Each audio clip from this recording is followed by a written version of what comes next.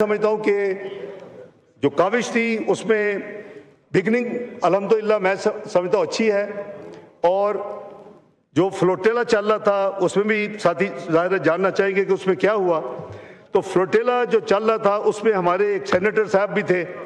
अभी तक चूँकि हमारी इसराइल से कोई ना कोई रवाबत है किसी किस्म का, ना हमारी कोई उनसे सफारती तल्लुकात है, और उन्होंने ये 40 जो उसमें आ रहे हैं प्रेस में, जो हमें हमारी इत्तला है फॉरेन ऑफिस की, करीबन 45 ये फ्लोटेलास हैं, और 45 जो शिप्स हैं उसमें उन्होंने करीबन 22 के करीब उन्होंने पहले 22 को कैप्चर किया है, उनके तमाम लोगों को उन्होंने डिटेन किया है, जिसमें हमारी इत्तला के मुताबिक कंफर्म नहीं है, लेकिन हमारी इत्तला के मुताबिक सेनेटर मुश्ताक साहब जो फॉर्मर सेनेटर है पाकिस्तान सेनेट के, जमात इस्लामी से उनका ताल्लुक है, लेकिन वो पहले पाकिस्तानी है बाद में जमात का ताल्लुक है, वो उसमें हैं।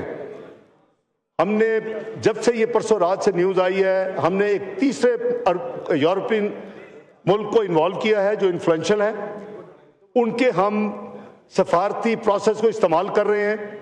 उनको हमने कहा है कि आप वहाँ उनसे रब्ता करें, हमारे इस सेनेटर साहब को पूरी कोशिश करके इनको आप फौरी तौर पे वहाँ से रिलीज़ करवाएं।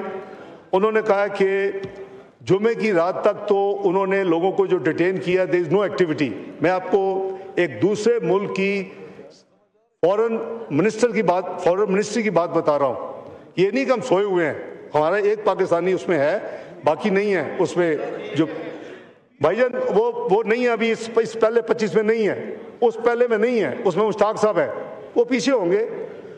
लेकिन रसूल की बात हो रही है, उनको कहा जितने भी पाकिस्तानी हैं एक तो हमें कंफर्म करें।